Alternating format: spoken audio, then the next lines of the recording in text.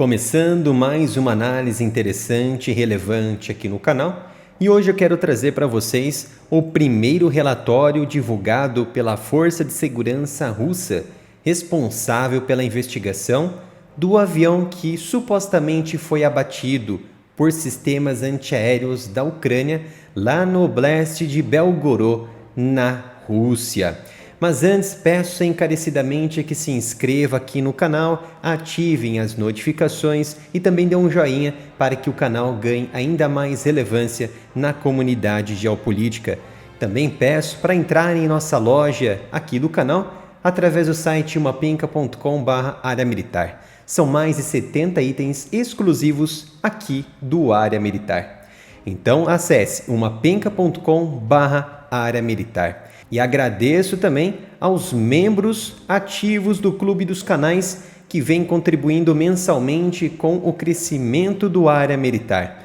Temos aí os nossos membros como Brasil Soberano, Marden Goldman, Renner 27, Antônio Cruz, Rodrigo Castro e Adenilson Correia, que vem contribuindo e ajudando o crescimento do Área Militar. E sendo membro, vocês têm benefícios como, por exemplo, os seus comentários ficarão destacados e diferente de todas as outras pessoas em cada vídeo, e também poderão assistir vídeos inéditos e exclusivos muito antes das outras pessoas do Área Militar. Então faça como eles, seja membro do Clube dos Canais. Então, sem mais delongas, vamos para o que interessa, para o que é realmente relevante construirmos de conhecimento nesse momento, analisando os principais acontecimentos, notícias em todo o mundo.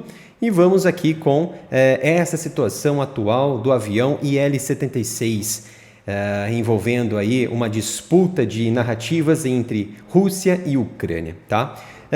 Para quem ainda não está habituado com essa situação, na quarta-feira passada, em 24 de janeiro, por volta das 11h15 da manhã pelo horário de Moscou, um avião de transporte militar do tipo IL-76 da Força Aérea Russa, ele caiu próximo da fronteira com a Ucrânia, ali na região do distrito de Khorshchevsk, no Oblast de Belgorod. A região de Belgorod, ou Oblast de Belgorod, fica ali muito do lado da região do Oblast da Ucrânia, na região de Kharkiv.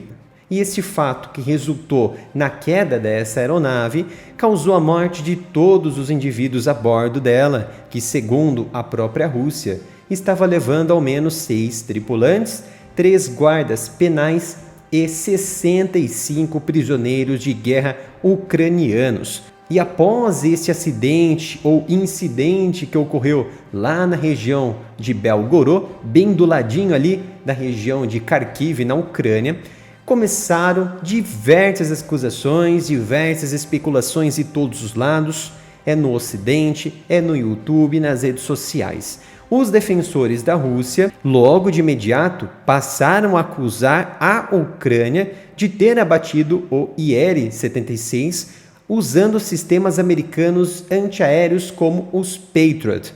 E do outro lado, os defensores da Ucrânia alegaram que a Rússia estava transportando mísseis antiaéreos do tipo S-300 que poderiam ser implantados na região de Belgorod para serem utilizados contra a região do Oblast ucraniano de Kharkiv. E para quem acompanha já o canal, já conhece as nossas análises sobre o S-300 da Rússia, que foi convertido como defensivo para ofensivo, então é como se fosse um míssil terra-terra utilizado nesse momento pela Rússia, que passou a ser, ou seja, de um míssil antiaéreo para um míssil de ataque ou uma artilharia de ataque, por exemplo. No entanto, o Estado-Maior das Forças Armadas ucranianas de imediato não assumiu diretamente a responsabilidade pelo abate deste avião. No entanto, em nota oficial, ele divulgou que era um alvo militar legítimo, o IL-76 da Rússia, e confirmava que transportava S-300, os mísseis antiaéreos, ou seja, deu a entender que eles estavam visando realmente este alvo e que podem ter sido os responsáveis por isso, tá? Então fiz aqui uma análise na época, na semana passada, sobre este caso e expliquei realmente as particularidades que estavam envolvidas nesta questão.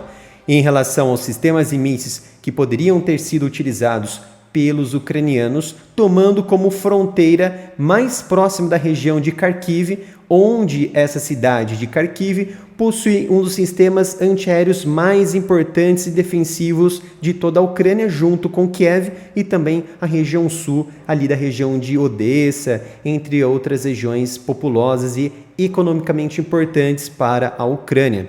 Neste caso, eu levantei que a possibilidade dos responsáveis pelo abate terem sido os sistemas Patriot ou também o sistema Iris-T, tá? Não sendo, é claro, possível responsabilizar de fato esses equipamentos, dada sua baixa capacidade de engajamento, muito abaixo de 160 quilômetros de distância, em relação, tá, ao míssil PAC-2, no melhor dos cenários possíveis, tá? Até 160 km de distância de alcance do Patriot. Já no caso do Iris-T, seria ainda mais baixa a possibilidade por conta do seu alcance mais limitado, ali se restringindo a aproximadamente 40 km de distância.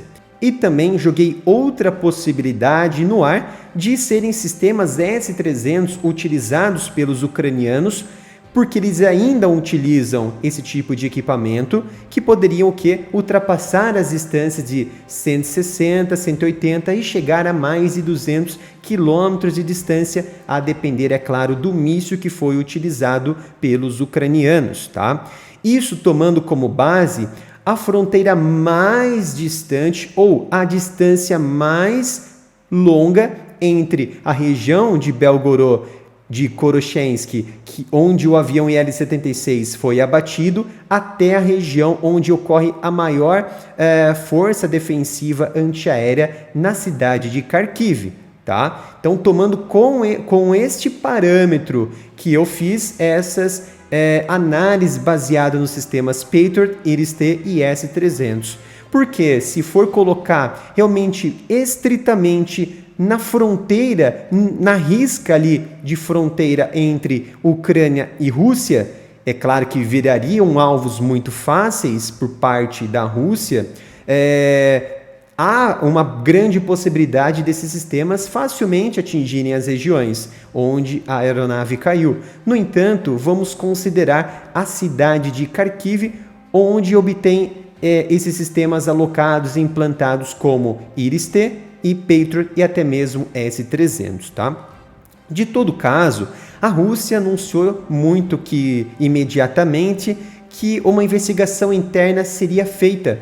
E então, os primeiros relatórios da perícia foram divulgados pela mídia patrocinada pelo Estado russo, que é a mídia TASS, e contendo que os dados dos gravadores de voo da aeronave Il-76 confirmaram que o impacto direto contra a aeronave foi de fatores externos, ou seja, o impacto ele foi externo, de fora para dentro, o que dá a entender que o sistema, que a aeronave ela realmente foi abatida por um míssil ou algo do tipo, tá? Então, em relação ao parecer dos relatórios divulgados pela Rússia, diz que os dados da caixa preta excluem todas as versões possíveis da queda do Il-76 e ainda confirmam que o avião foi submetido a influências externas, ou seja, foi abatido no ar. Diante disso, é importante destacarmos aqui que a investigação ainda ela está em andamento e as análises dos dados estão ainda sendo verificadas em andamento, mas segundo as forças de segurança da Rússia que estão avaliando e periciando essa queda da aeronave, estaria quase concluída toda a investigação, mas as análises dos dados ainda estariam em andamento, com esses relatórios destacando que não há pressa na investigação para apurar da melhor maneira possível, de forma imparcial, todas as questões envolvendo a queda da aeronave Il-76. Então, diante dessas questões e perícias e mortes de supostos prisioneiros, a inteligência da Ucrânia está questionando todo este evento sobre o avião que foi abatido. Por exemplo, vale lembrar que a Ucrânia ela não confirmou, mas também ela não negou o envolvimento no acidente. Mas o chefe de espionagem, de inteligência da Ucrânia, que é o Kirilo Budanov, ele pressionou a Rússia a mostrar evidências que realmente dentro da aeronave que caiu continha prisioneiros de guerra ucranianos, como os russos alegaram possuírem ali 65 prisioneiros que foram mortos pela queda ou pelo abate feito pelos sistemas ucranianos. De certo, segundo o Budanov, a Rússia ela não mostrou ainda, de fato, os cadáveres ou restos mortais desses indivíduos, desses presos, ou até mesmo a sua lista de nomes oficiais que são prisioneiros realmente e que são soldados de guerra da Ucrânia, tá? Então, de fato, Moscou não apresentou nenhuma evidência pública em relação a isso, a presença de prisioneiros no avião. No entanto, partimos do pressuposto de que a Rússia poderia levar essa questão para a preservação da imagem e também de questões éticas envolvendo a vida humana, tá? Que foi perdida na queda deste avião, que a Rússia poderia alegar para não divulgar esses dados, o que realmente faz sentido nesse ponto e também principalmente por envolverem tripulantes e também guardas de nacionalidade russa que perderam as vidas lá no IL-76. Então isso tudo vai ainda dar muito pano para manga. Cada erro de cálculo, por exemplo, e cada evento que foi direcionado que saia daquela normalidade é visto como justificativa principalmente para ações desproporcionais, tanto da Rússia quanto da Ucrânia, que pode gerar efeitos colaterais como perdas de vidas inocentes por conta ali de ataques e retaliação ou de outra forma, de outra consideração por parte tanto da Rússia quanto da Ucrânia. E o presidente Putin, ele confirmou e bateu o martelo em dizer e confirmar que os sistemas responsáveis pelo abate do IL-76 realmente foi o sistema antiaéreo Patriot de fabricação americana, que são reconhecidamente sistemas altamente eficientes que conseguem neutralizar e interceptar ativos aéreos, sejam ativos aeronaves, sejam mísseis balísticos e também de cruzeiro e também foguetes. No caso, segundo Putin, os sistemas Patriot estavam envolvidos no abate do IL-76. Para encerrarmos aqui, mesmo diante de toda essa turbulência envolvendo o acidente e as acusações da Rússia e confirmar que houve ali fator externo de fora para dentro que destruiu a aeronave, ou seja, de forma que foram sistemas que abateram o IL-76, a Rússia e a Ucrânia, mesmo diante de toda essa turbulência, realizaram uma grande troca de prisioneiros entre si, prisioneiros de guerra. Cerca de 195 prisioneiros ucranianos foram trocados por igual número de prisioneiros russos, ou seja, 195 por 195. Então, diante desse emaranhado de questões e acusações sobre IL-76, lanço algumas perguntas para vocês.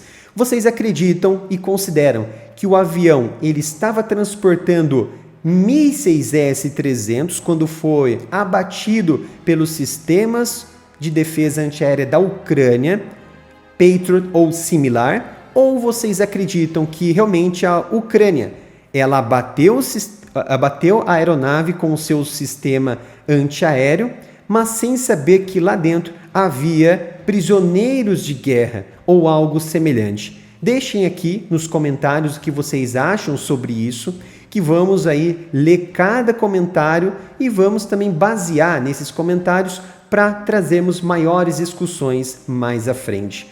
Era esta análise que eu queria trazer aqui para vocês, espero que tenham gostado. Não se esqueça de se inscrever aqui no canal, ativar as notificações e também curtir o vídeo, compartilhar com amigos para que o canal ganhe ainda mais engajamento e relevância na comunidade geopolítica. Obrigado pela sua presença e nos vemos no próximo vídeo aqui no canal.